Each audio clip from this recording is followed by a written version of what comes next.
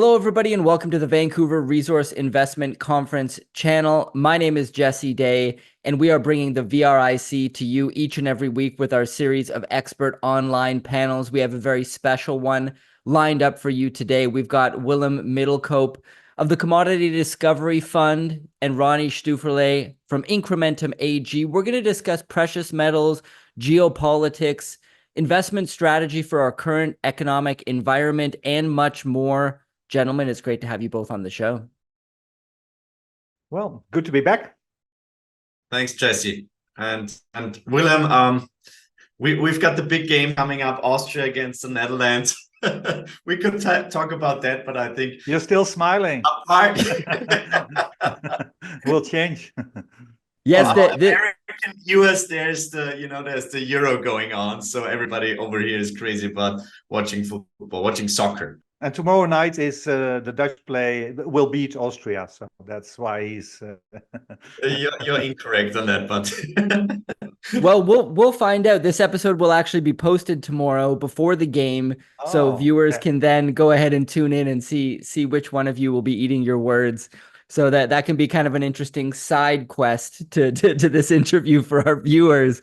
Now, I want to get started with a broad question, and that is, what are the main themes and trends both of you are currently paying attention to when it comes to the gold market and commodities that you think more investors should be paying attention to? And Willem, I'll start with you on this one.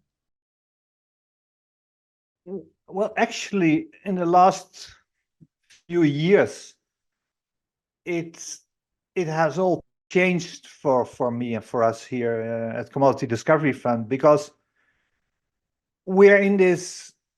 I once said in an interview last year that this could be seen as the start of World War III, and I was attacked by using those strong words.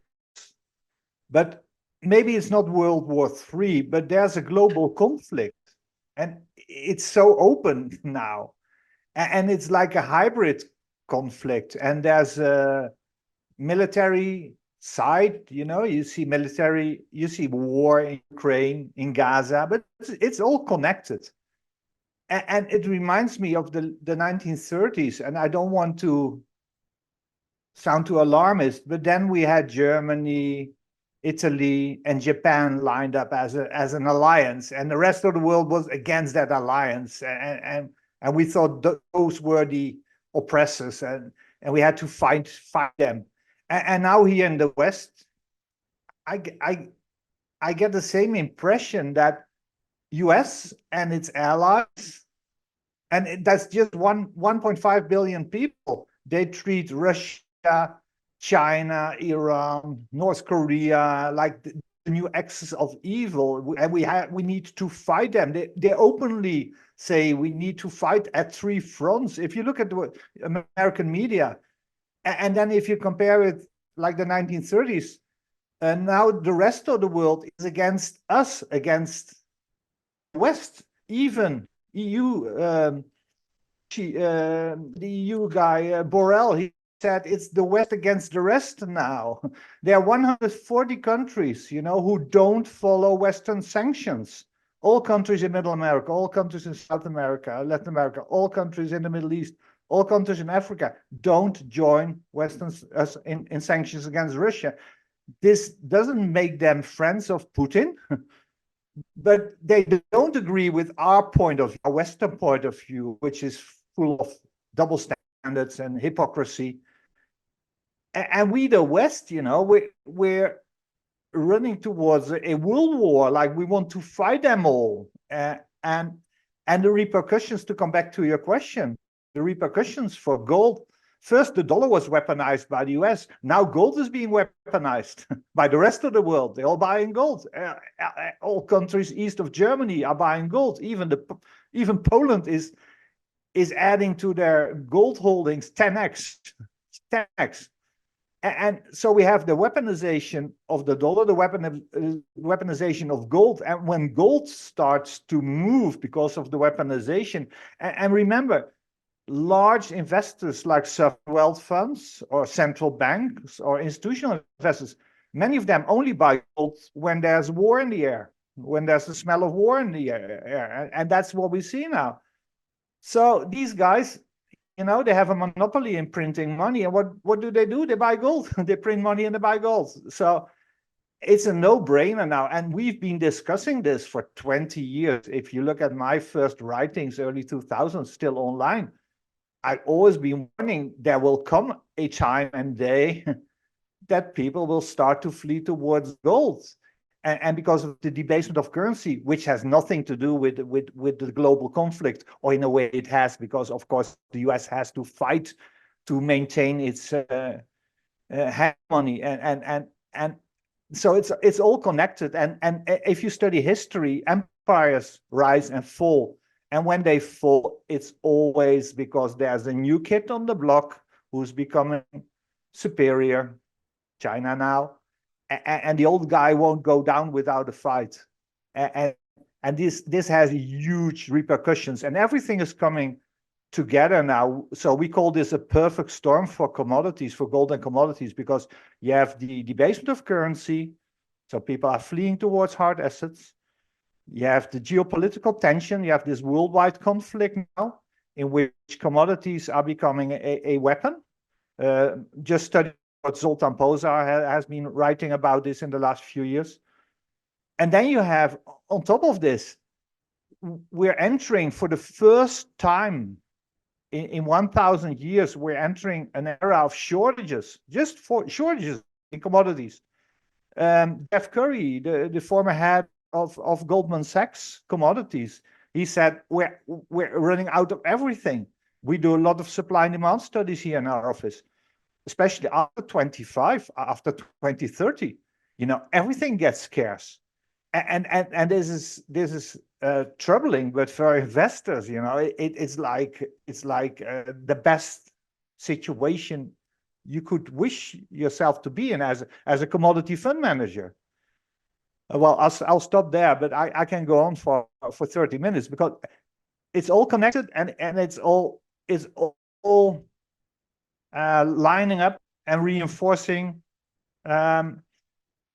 So, well, a perfect storm for commodities and gold. Yeah, very fascinating breakdown. Ronnie, your thoughts on the main themes and trends you're watching when it comes to gold and the commodities markets right now? Yeah, well, I mean, adding to Willem's thoughts, I think, first of all, we do have a debt situation that reminds us of, you know, the 1940s after the Second World War. That's one thing. That's basically, I think Nassim Taleb called it a white swan. So a US debt crisis is not a black swan, but a white swan, actually, something that is inevitably gonna happen at some point. And people, you know, with this cognitive dissonance just don't want to talk about it. The second thing is, like, we've got a speculative environment, like in the late 1920s or the late 1990s. This might be anecdotal evidence, but I give quite a lot of keynotes, primarily for guys in the, I would say, traditional investing space, so private bankers, wealth managers, institutional players. And there was one conference where I stayed overnight, and the only discussion at breakfast, coffee breaks, lunch, coffee breaks in the afternoon, dinner, and at the bar, there was just one conversation. It was all about NVIDIA. So I think that's quite telling. As I've said, it might be anecdotal evidence, but, you know, we don't see a broad market development in US equities anymore. It's very, very narrow. It's basically just one or two stocks anymore.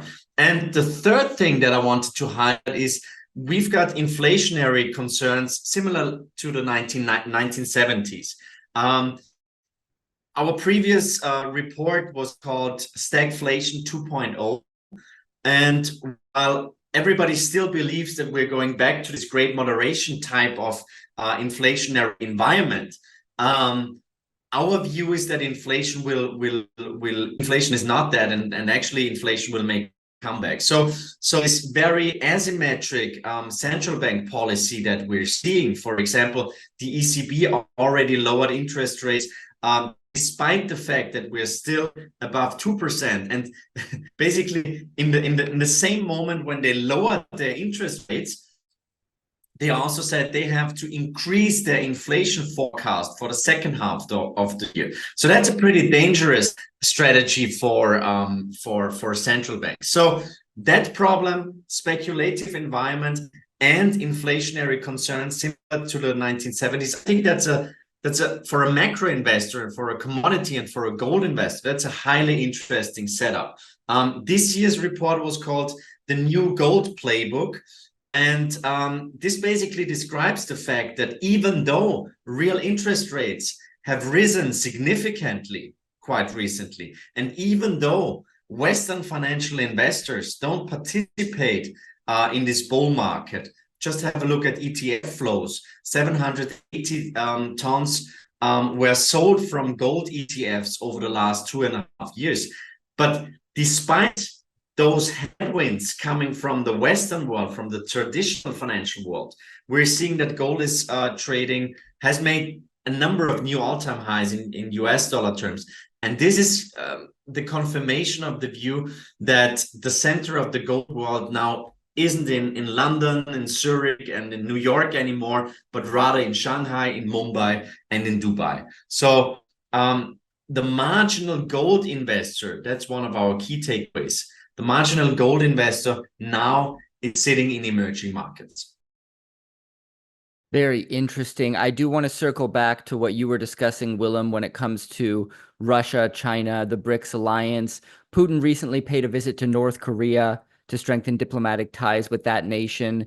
Russia's already got a strong relationship with China and Iran.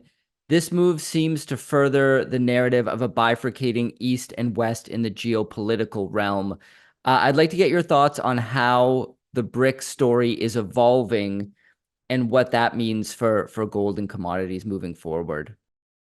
Yeah, when I read the mainstream media here in the West, they still laugh about the BRICS, you know. It's like what Gandhi said. First, it was ignored.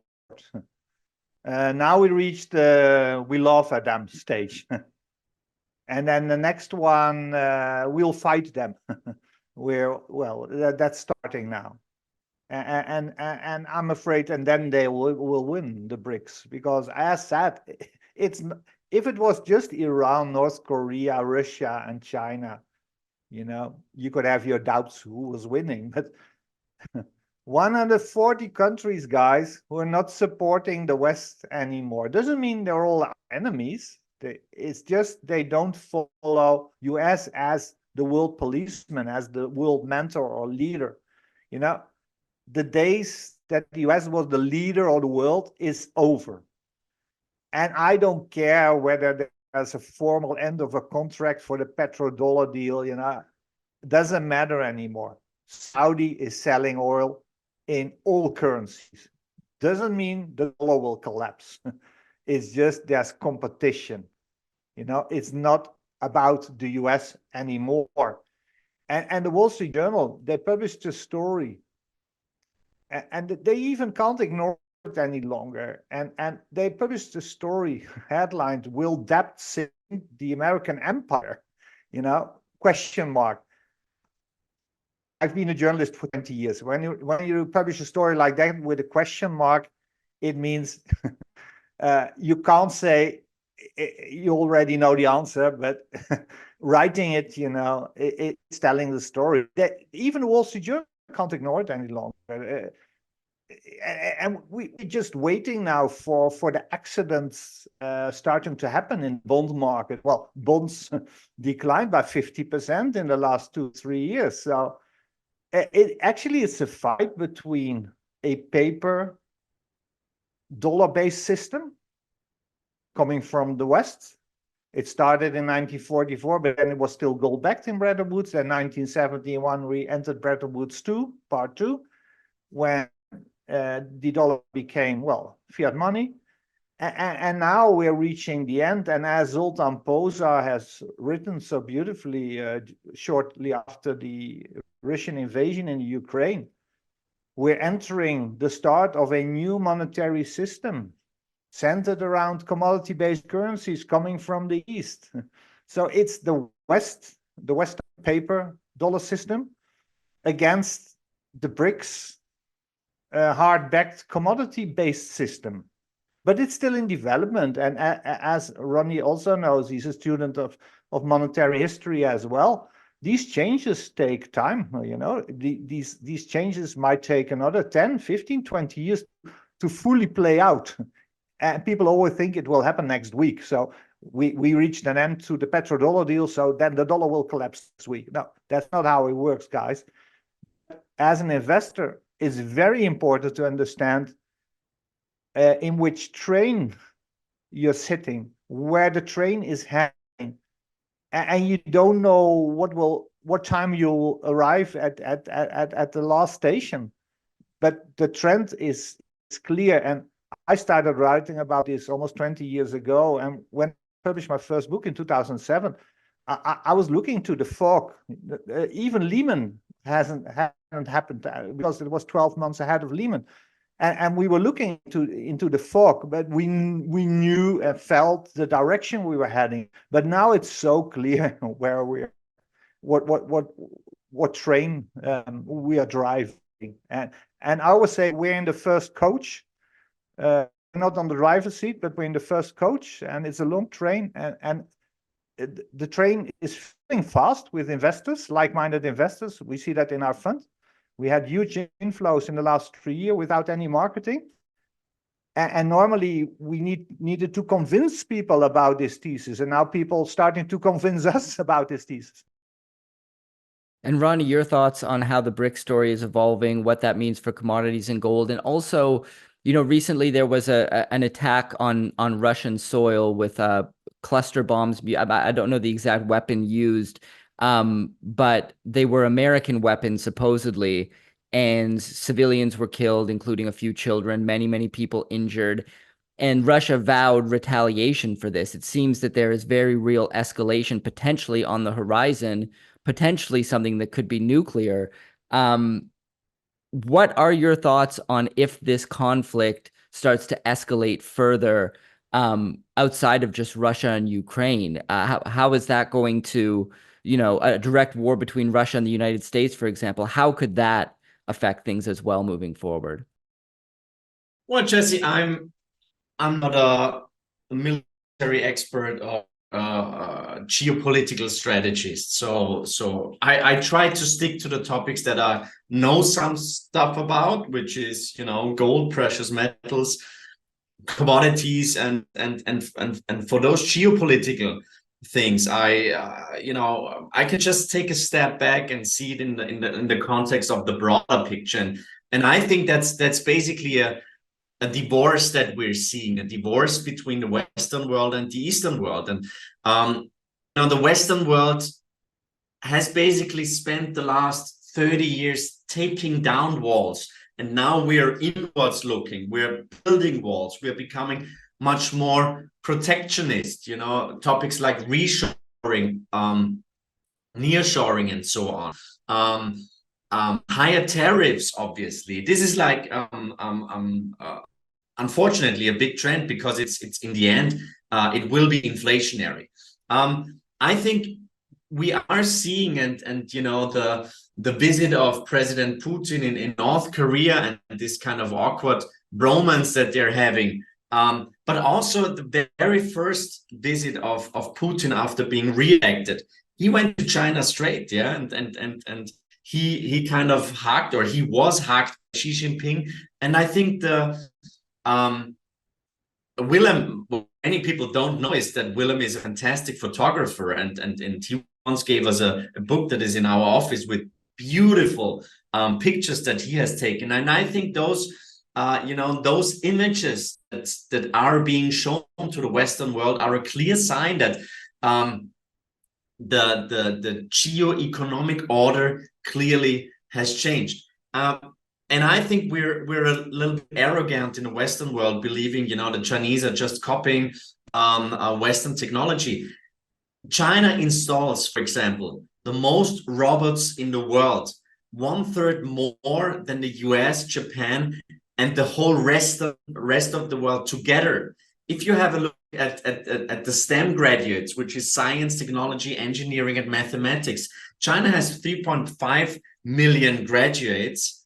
The US has 800,000 and Germany has 200,000. So it is clear that the small brother has grown up and he's now as strong or even stronger as the big brother, being the Western world. But I think the Western world doesn't realize that yet, or doesn't take it seriously. I mean, in 2024, more than half of the world GDP will be produced by emerging markets. 20 years ago, that was 19%. And therefore, I think that, you know, this is a trend that will continue. I think for gold, coming back to my, let's say, core topic, I think it's important to not only make this, you know, this fear trade as one of the reasons why gold is doing so well, but also the fact that Louis Vicente Goff called that gold being a low beta proxy for emerging markets. So if emerging markets do well, those countries with a higher gold affinity, a stronger gold culture, will probably continue to buy gold as an investment, but also as a currency hedge. So I think that's really the broad trend that we're seeing in the economic space. And when it comes to political stuff, you know, having 3 small children, I'm very concerned, and it seems that we're clearly more moving into the direction of escalation, and unfortunately not in the direction of de-escalation. But you don't have to be afraid for nuclear war, because as an investor once told me, if you want to adjust your portfolio, risk of nuclear war, if we don't get nuclear war, you made the wrong, you know, adjustments. And if we get nuclear war, it's over anyway. Yeah, that makes a lot of sense. Now, I read a book recently about the risk of nuclear war. And if you study the system of nuclear deterrence, you know, there's so many satellites, and once there's one sensor picking up the launch of one nuclear missile, actually, the president, for example, if Putin would do this, yeah, the US president has 7 minutes to react. 7 minutes. Well, if Biden is awake, it takes 7 minutes for him to understand something. If he's sleeping at night, you know, there's not even time to react. So then the systems will take over because it's all automated. And then these guys have thousands of rockets, you know, aiming at each other. So, and that's why it has worked for over 50, 60, 70 years. Putin is not a madman. So there's no chance he will fight a nuclear missile to the West. Of course, he will use it in the propaganda, and he will use it in the media and for his own public. And it's one of the last cards he has. But you don't have to be afraid for nuclear war, guys. So let's stop being alarmist at that point.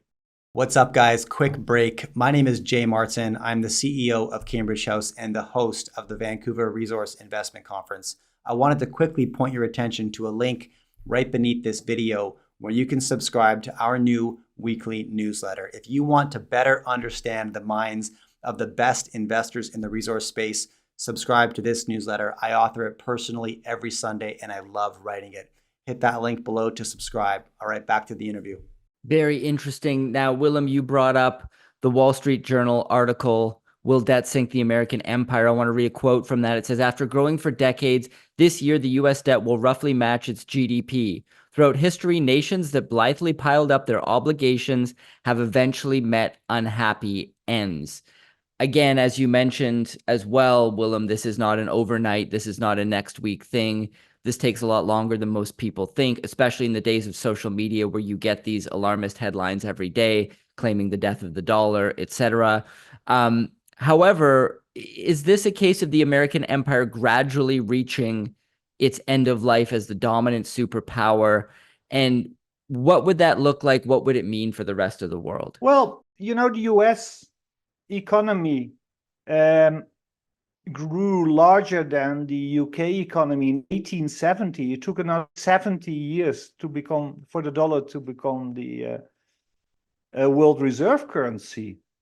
China, in many respects, is already a larger economy than the US, but it might take 10, 20 more years for their currency to become the most important currency in the world. But China is already doing more international trade in their own currency than in the US dollar. So it's in our world of investments, it's all about trends. You don't have to predict what will happen tomorrow. You need to predict where the train is heading. What's the trend? Where will we be in 2, 5, 10 years? Well, when you know that the US empire is in decline, then the dollar will be in decline. But even the dollar could rise in value because the US empire is in decline, because when there's a lot of risk involved, by the US being in decline, you flee towards the most liquid currency, which is still the dollar. But when the dollar and gold are starting to rise in value, both of them, it's time to get a bit more worried. But when you know the dollar as the world reserve currency and the main trade currency is losing market share, let's put it that way, you also know gold will gain market share because gold is the anti-dollar. And this explains when people ask me, why is gold going up? Why we had a breakout of gold finally after waiting all these years, because the US empire is at risk now, as the Wall Street Journal is writing, rightly so. So this means that gold is breaking out, copper is breaking out, silver is following now, even Bitcoin is starting to rise again, because these are all anti-dollar plays. And that trend is clear. It has just started. So we've been waiting for so long for a breakout of commodities. You know, I started the commodity fund in 2008. That was the top of the last cycle. Valuations came down for 15 years. And Ronnie, he's doing all this great research for his Gold We Trust report.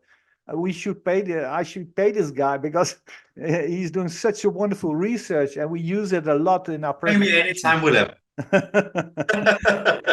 But read his stuff. You know, it's 400 pages. It was even too long for me to study it, but I came halfway. No, but the trend is so clear now, and that makes life for a longer term investor so easy. Short term, anything can happen. Short term, we can go down 30-40% in the next few months, because I think the major market is stopping. Look at the US market, it's stopping. You see it everywhere. So I expect this to be the last inning of the broader markets going up, this meld up.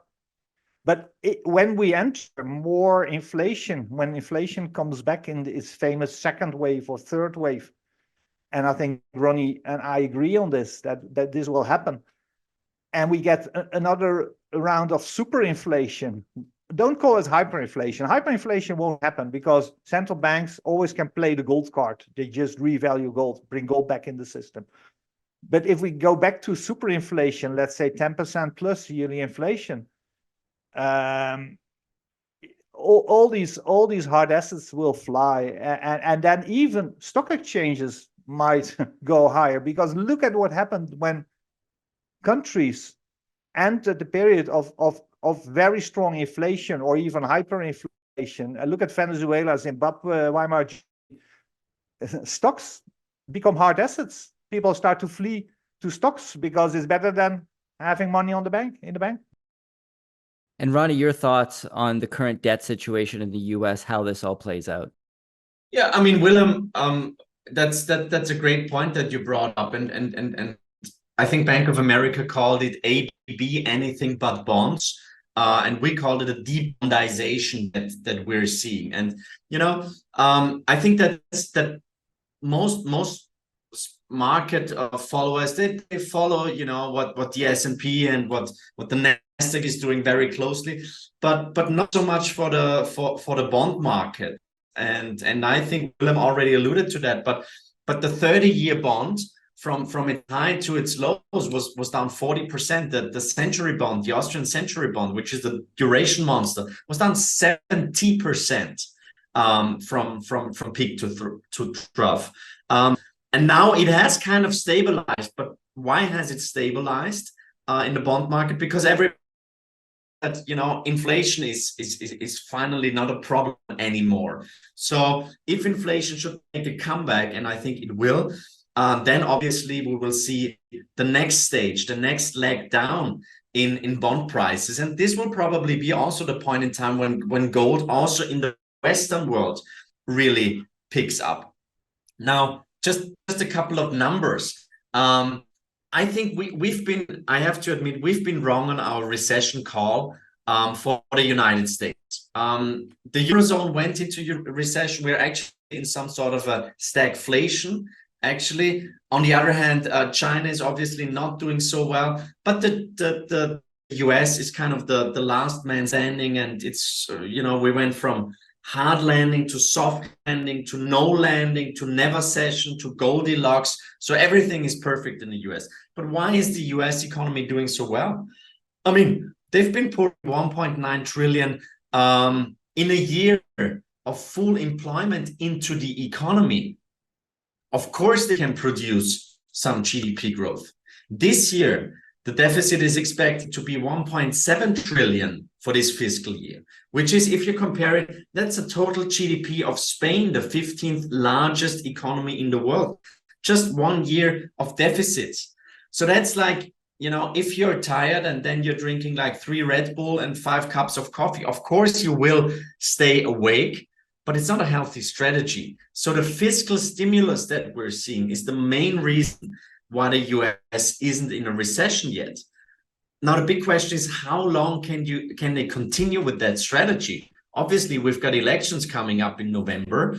So I think they will, of course, try to keep the economy afloat. But at some point, I think markets will put more pressure on the Federal Reserve and on the US government. So I think at some point there will be this kind of the emperor has no clothes moment when we will see that markets might be revolting. And if this goes hand in hand with the next stage of inflation, that's probably really the perfect storm for hard asset investors. And I think that's what Willem said. It's important. It's not only gold and silver to some degree doing well. It's also many other pockets of the commodity market starting to move, especially copper, but we're also seeing it in some agricultural commodities. And just one more thing to show you how far away we are from a commodity, from a bubble in our space. There was it's like an institutional market magazine for the fund business, and they showed the 10 largest commodity equity funds. And I think by far the largest one is the BlackRock World Mining Fund. Altogether, the largest 10 commodity equity funds, they've got a market cap of $10 billion US. So that clearly tells you we're in the earliest stages of this bull market. And I can tell you from talking to institutional players, they're getting sort of interested, but they haven't really joined the party yet. And at some point, obviously they will. But still, when it comes to gold, most of the people that I talk to, they say, is it time to sell gold now? It's already that expensive. And when I tell them actually gold is still dirt cheap, they just cannot believe it. And that's not really a very, very good sign. To add on that, Ronnie, I saw another study about commodity funds compared to 25 years ago, or no, 15 years ago, at the top of the last cycle. Then a total of 50 billion combined was invested in this group of commodity funds. It's only 14 billion now. That has been the outflow of general investors into commodity funds. And I think these trends are reversing now, and we've seen that before. When tech is very strong, commodities are weak valuation. We saw that late 1990, and then we had 10 years of bull market in commodities in the 2000s, and while tech stocks were coming down 70, 80, 90%. I think we see the same change of tides now. So sell your tech because the valuations are incredible. You know, it's a recipe for disaster.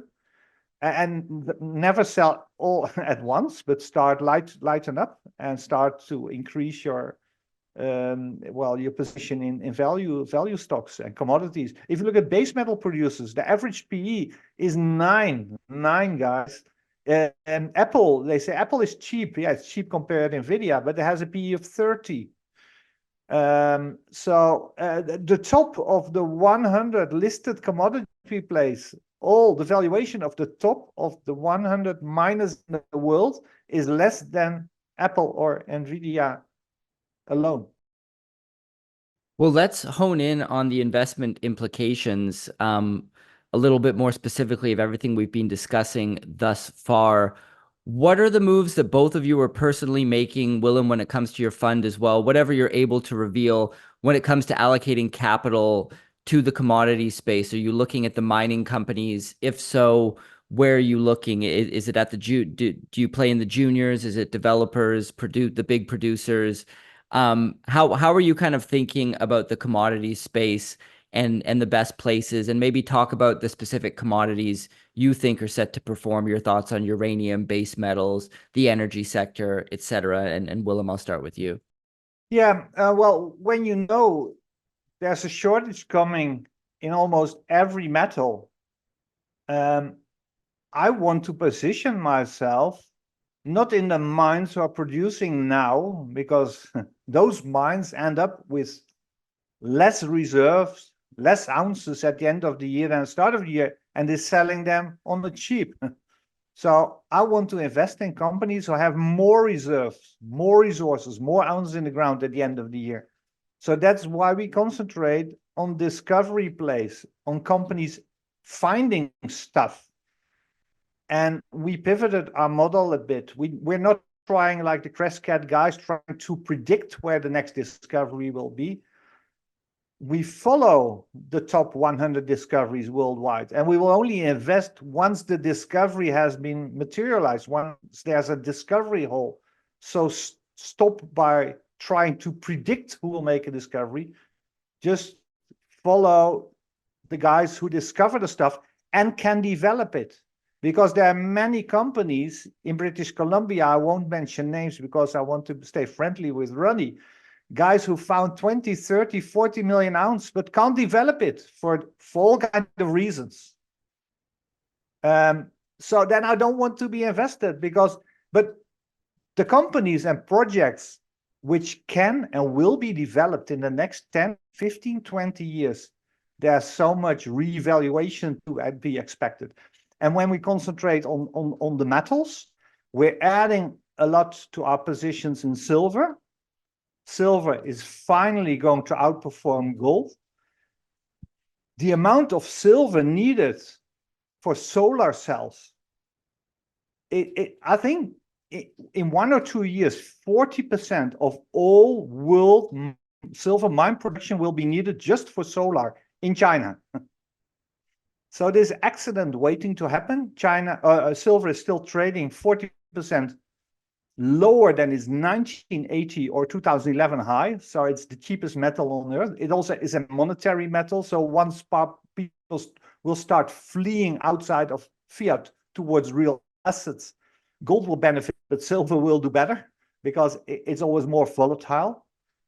And uranium, we've got 400 nuclear reactors worldwide in operation. Another 400 that are planned, 250 of them are planned in China alone. Study the supply and demand of uranium. Uranium is that's the source these nuclear reactors operate on, and there's shortage coming. You can't open a new uranium mine within 10 to 15 years, and the same goes for copper. So Our top one is silver. Our main allocation is gold because it's a much larger market, but we expect more from silver. We expect a lot from copper. So we have gold, copper, silver, uranium, lithium. Those are the 5 main metals we concentrate on. And Ronnie, how about yourself when it comes to allocating capital to the commodities sector? Where are you seeing opportunity at the moment?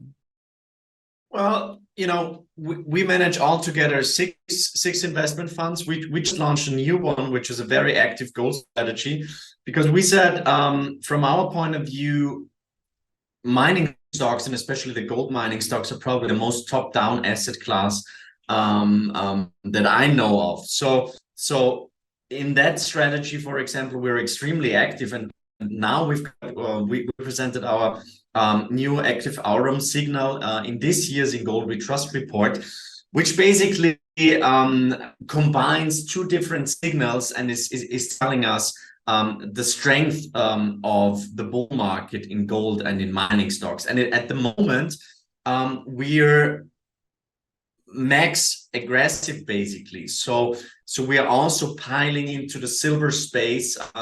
We have increased our allocation in the small and mid caps. We're doing lots of placements. We're writing options in this space. So we're actually profiting from the volatility. So I'm pretty confident regarding that positioning, but we also know that the space is extremely vulnerable to general market downturns. So I think this is always something that we have to have in mind, that for the general market, if liquidity should dry up, then it's gonna be tough out there in the mining space, and especially in the small cap space. So this is always something that we've got in our minds.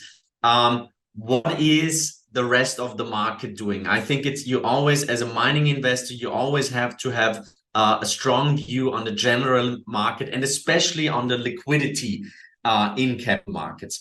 What we also do in other funds is, for example, combining gold with Bitcoin. This gave us lots of hate, not only from the gold community, but also from the Bitcoin community. The numbers speak for themselves. If you have a look at risk numbers, Sharpe ratio, whatever, it just makes sense to combine those very scarce monetary assets. Now, actually, Bitcoin has a higher stock to flow ratio of gold. So one could say it is a harder monetary asset than gold at the moment. And I think the combination of those two totally makes sense. And then we've got one uranium fund, which has also been our fund manager, Christian Scherer. He launched that strategy, I think, 2 weeks before Fukushima happened. So that was really bad luck. But now we're seeing quite decent inflows also from institutional players, because I think that the investment world has realized that without nuclear power, you can just forget about this move away from nuclear, from fossil fuels. It just doesn't work out anymore, and we all know that even Greta Thunberg has had to admit that. So our strategy in general is and this is what we presented in this year's report. We said, okay, there was the old playbook in the investment world, which was 60-40, 60% equities, 40% bonds. But it doesn't work anymore, because the correlation patterns between equities and bonds have changed, mainly due to inflation volatility. So we advocate a new 60-40 portfolio, which is 45% equities. You still can find in emerging markets, in the rest of the world, really very, very interesting value plays at the moment at decent valuations. Then we say only 15% bonds as some sort of a stabilizer, but we would be somewhat cautious when it comes to sovereign debt and would favor more corporate debt. Then we say 50% should be safe haven gold, physically stored outside of the banking system. Consider your counterparty risk, perhaps store it outside of your jurisdiction. Then 10% performance gold, which is silver and gold mining equities, 10% commodities, and 5% Bitcoin. So this would kind of be our rule of thumb for this new 60-40 allocation. I have something Excellent similar. We have something similar. That's my personal model portfolio. Has been the same for the last 15 years. 25% equities, 25% in physical gold or silver, 25% in real estate. So most people have their home or second home. So this goes for high net worth people who have between, let's say, 1 and 50 million. So you have 25% equities, 25% physical gold or silver, 25% real estate, and then 25%, I would say, keep it very, very liquid, like money markets funds, Bitcoin. And if you're aggressive, you can put 25% in Bitcoin or 20%. If you're conservative, like Ronnie said, you put 5% in Bitcoin. But I think Ronnie and I agree that Bitcoin and gold are brothers and sisters, or nephews and nieces. They play, they like to play with each other. You know, they are friends. They will do well. Have different cycles sometimes, so it's a great way to add them both to your portfolio. Yeah, both of you guys are some of the few people in the precious metal space that also advocate for Bitcoin ownership. I am in the same boat with both of you. I believe both assets are very complementary to each other, and it makes sense to own both. Gentlemen, this has been a fantastic conversation. I learned so much. I know the audience is going to as well. Before I let you both go, Willem, tell us about the Commodity Discovery Fund and anywhere else you want to direct people online. Yeah, well, I haven't touched on the reset thesis. I wrote the book, The Big Reset, in 2013. There was a thesis that we were in the final stage of a dollar system and large changes would come to the system, international monetary system, after 2020. I think these changes have started to arrive. We're in that process, but you will only recognize it in the back view mirror. So when you look back in 2030, 2035, you'll say, oh, wow. That was the reset time, you know, between 2030 and 27 or 8. And this book also talks about the war on gold, because we haven't touched that. But gold and silver are still cheap because they are vested interest to keep these precious low by selling futures on the COMEX. Well, we finally reached the point that we see outflow of physical gold from the West in huge quantities going to the East. So you'll get a revaluation of gold and silver through market forces, as the bifurcation is showing now. Silver's trading $4 higher in the East than in the West. But we even might get a revaluation by central bankers because they need it actually for their balance sheets. And I revised the book in 2016. I added a lot of pages on the start of the cooperation between China and Russia starting to fight the West. For students like ourselves, this has been a clear trend for the last 10 years. I'm in the process of revising the book again, and you can download the current edition for free at our website, and people can find me on Twitter and Patreon. And I think that's, and of course, Commodity Discovery Fund. We're open to investors, worldwide investors, 50K minimum. Great. I'll put links to all of that in the description as well. Ronnie, tell us about Incrementum AG, the In Gold We Trust report, and anywhere else you want to direct people online. Thanks, Jesse. Yeah, we're an asset manager based in Liechtenstein. We manage 6 investment funds. I would say most of them in the commodity space, plus Bitcoin, cryptocurrencies in general. We do wealth management for high net worth individuals, primarily from the German-speaking world. And then we've got the In Gold We Trust report, an annual report that I'm publishing for 18 years now. We've got a fantastic team of 20 people working on this report. We just published the new edition on May 17th. It's called The New Gold Playbook.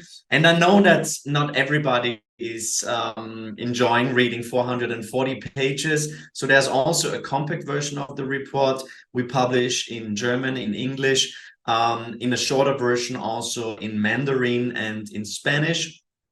And yeah, you can download the report totally for free on our webpage, ingoldwetrust.report. And I think, and that's the very rewarding feedback that I'm getting from all over the globe. I think this year's edition is a pretty good one. So yeah, feel free to download the report. We also do monthly chart books on gold. That's the monthly gold compass. And then we do a couple of special reports, all published fully free of charge on our webpage. I'm also pretty active on Twitter. My handle is @RonStoeferle. Great. Well, I'll put links to that in the description as well. Gentlemen, it's been an amazing conversation.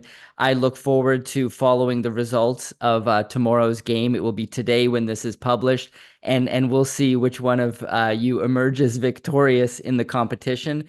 And definitely looking forward to catching up and doing this again. Thank you for organizing this. It was a great chat. Take care, my friend. Thanks. Bye-bye. Bye-bye.